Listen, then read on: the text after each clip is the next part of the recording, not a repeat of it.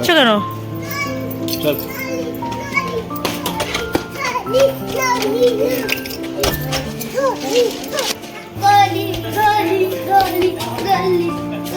চলো।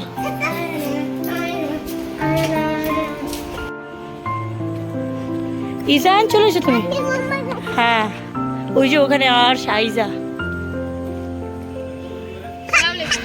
वालेकुम अस्सलाम। वो लोग रह गई, ये नहीं आई। क्या हुआ अचानक? कल तो नहीं बोली दोपहर में उनको। নেহা ডাইরেক্ট যাবে, ডাইরেক্ট ওখান থেকে দেখা করে চলে যাবে। তোদের এত মজা কিসের? गुड इवनिंग फ्रेंड्स, अस्सलाम वालेकुम। क्या हाल है सबका? उम्मीद करते हैं आप सब अच्छे ही होंगे। आज एक नया व्लॉग लेकर आप लोग के सामने आए और आई होप कि आप लोग को ज़रूर अच्छा लगेगा। और अगर आप लोग को मेरा व्लॉग अच्छा लगे तो ज़्यादा से ज़्यादा शेयर, लाइक, कमेंट्स ज़रूर कीजिएगा। और अभी तक जो सब्सक्राइब नहीं किए होंगे मेरे चैनल को, मेरा चैनल का नाम है रिमीज़ फैमिली, तो ज़रूर रिमीज़ फैमिली को सब्सक्राइब कर लीजिएगा। और आज हम लोग बाहर जा रहे हैं, एक्चुअली इतने रात में मतलब अभी टाइम हो रहा है 12:30। मेरी सिस्टर इन लॉ आ जाने वाली है उम्र से, तो उनको रिसीव करने के लिए हम लोग सब निकले। तो हम लोग मतलब मेरी नंद की बहू एंड उनकी बेटी आएगी वहाँ से डायरेक्ट, और मेरी नंद जो है रीमा आपा वो भी आएगी। तो इस तरह से हम सब मिलकर एक साथ जा रहे, अलग अलग जा रहे, बट जब हम लोग रिटर्न आएंगे सब एक साथ आएंगे। तो देखिए एयरपोर्ट के पास पहुंच गए हम लोग। अभी हम लोग पार्किंग के लिए वेट कर रहे हैं। এই যে উপরে দাঁড়াও, উপরে দাঁড়াও।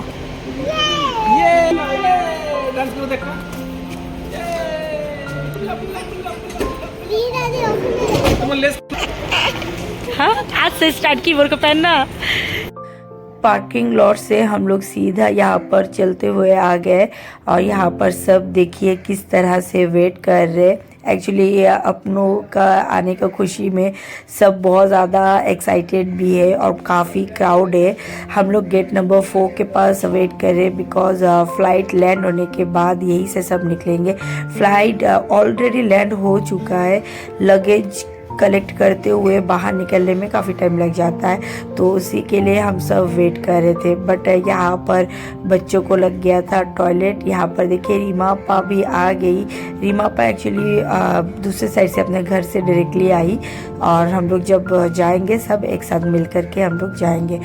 तो यहाँ पर देखिए बच्चों को लग गया था टॉयलेट, तो ऑपोजिट साइड में टॉयलेट भी था, बट इतने बार आने के बाद कभी टॉयलेट यूज़ नहीं हुआ, इसीलिए मालूम नहीं है किस तरफ है टॉयलेट।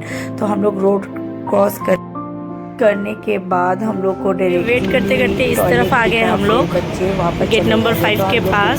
अच्छा लगता है, देखिए ये वाला प्लेस और काफ़ी अच्छा लग रहा है, कितना अच्छा व्यू नज़र आ रहा है। अगर कोई चाहे तो यहाँ पर बैठ भी सकते हैं, बहुत अच्छी तरीके से समझ में आ रहा है। तो इसके ऊपर चढ़ने के बाद हम लोग थोड़ा सा फोटोग्राफी किए, मतलब सब कोई एक एक करके एटलीस्ट फ़ोटो ले लिए थे जब तक हम लोग वेट कर रहे थे। फिर हम लोग अपोजिट रोड में आने के बाद नेहा और उसकी बेटी आ गई थी, तो हम लोग उसके साथ फिर बिज़ी हो गए थे, और उसके बाद कैसे टाइम पास हो गया था पता ही नहीं चला। एक्चुअली उसको फीवर है, उसका तबीयत ठीक नहीं है, वो भी बाहर गई थी घूमने के लिए। रिटर्न आने के बाद उसको फीवर आ गया, मतलब वो अपनी मम्मी और पापा के गोदी में रहते हुए सबके साथ खेलेगी, बट किसी के गोदी में नहीं जाएगी, एकदम नहीं आ रही थी। हम लोग काफ़ी ट्राई कर रहे थे गोदी लेने की, बट वो बिल्कुल भी रेडी नहीं थी। देखिए वो अपनी पापा की गोदी में चली गई, बट वो हम लोग की गोदी नहीं आ रही थी। फिर ज़िदान के पापा उसके साथ थोड़ा देर तक खेलने लग गए थे, और वो ईज़ान को भी देख रही थी। फिर फाइनली वो टाइम आ गया, देखिए आ गई मेरी नंद नेहा की बेटी को गोदी में लेते हुए। फिर भाई भी आ गए, देखिए आइजू को गोदी में लिए। तो इस तरह से सब कोई एक दूसरे को माला पहनाने लग गए थे। तो इस काम में मेरा कंट्रीब्यूशन थोड़ा सा लेट होता है, बिकॉज मुझे वीडियो करना रहता है आप लोग के लिए, तो दूर से ही सब कुछ देखना पड़ता है। ভালো লাগলো ওখানে।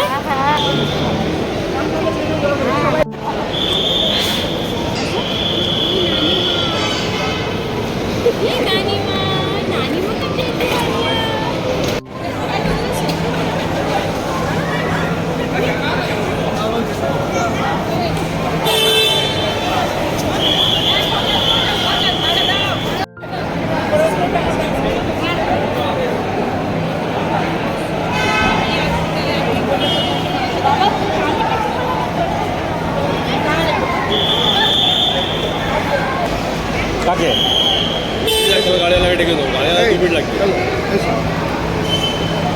फिर हम लोग गाड़ी के पास जा रहे थे बिकॉज हम लोग अभी निकलने ही वाले थे। टाइम हो रहा है आई थिंक 2 o'clock और नेहा एक्चुअली डायरेक्टली घर चली जाएगी, वो कल आएगी। फिर पार्किंग में नेहा के हस्बैंड अभी है, वहाँ से गाड़ी यहाँ पर लाने के बाद ही नेहा भी निकल जाएगी, मतलब हम लोग के साथ ही निकलेगी, हम लोग एक साथ निकलेंगे।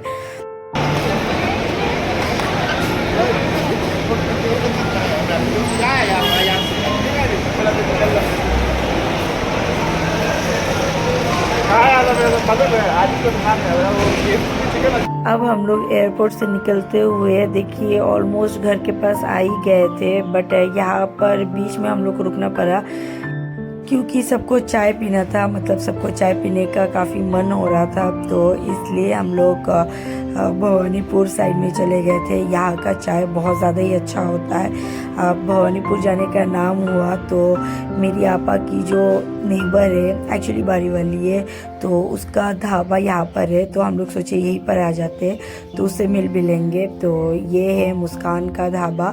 तो डायरेक्टली ढाबा में आने के बाद देखिए मुस्कान का ये चिकन प्रिपेयर हो रहा है, तो ये भी ऑर्डर का चिकन है। रात को 2-3 बजे सोचिए कोई ढाबा में डिनर के लिए रुके और कोई चाय पीने के लिए रुक गए, तो इस तरह से सब कोई होल नाइट शायद जागे हुए रहते। और ये है मुस्कान, ये ढाबा की ओनर है, बहुत ज़्यादा हार्ड वर्किंग करती है। उसका फेस देखिए बहुत इनोसेंट पहले लगती थी, अभी उसका फेस एकदम चेंज हो गया है क्योंकि बहुत ज़्यादा वो मेहनत करती रहती है और कंटिन्यूसली होल नाइट इस तरह से वो जागी हुई रहती है। एंड देन सुबह मतलब मॉर्निंग में घर जाने के बाद ही वो फिर रेस्ट ले पाती है। और उस तरफ देखिए टी काउंटर और सब कोई मेरे घर वाले बैठे हुए हैं वहाँ पर। और यहाँ पर ईजान का डिमांड हुआ वो चिकन खाएगा रात को, अभी 2:30 या 3 बज रहा है, उसको चिकन खाना है। तो मुस्कान बोली फ्रेश चिकन बना देते, तो मुस्कान ईजान के लिए फ्रेश चिकन प्रिपेयर कर रही है। और ये चीज़ काफ़ी अच्छा लगा, देखिए कितना अच्छे से फ्राई हो रहा है। ये मशीन अगर घर पर रहता तो कोई टेंशन की बात ही नहीं होता। जिदान के पापा बोले हैं ये मशीन फास्ट फूड सेंटर में ही अगर रहे तो ज़्यादा बेटर होता है, घर में ले जाके क्या करेंगे, इतना ऑयल का चीज़ अगर हम लोग यूज़ करेंगे तब तो तबीयत ख़राब हो जाएगा।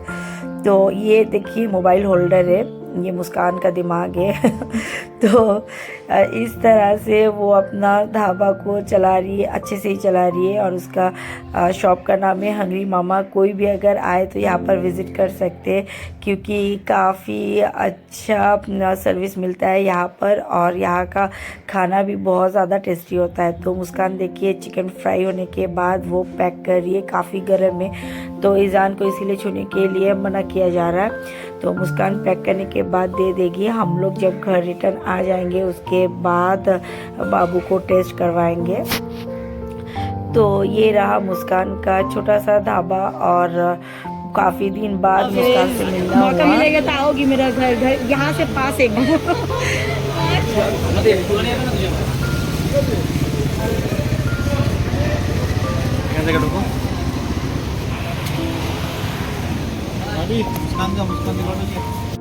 फिर हम लोग आ गए, मेरी नंद के घर के सामने पहुंच गए।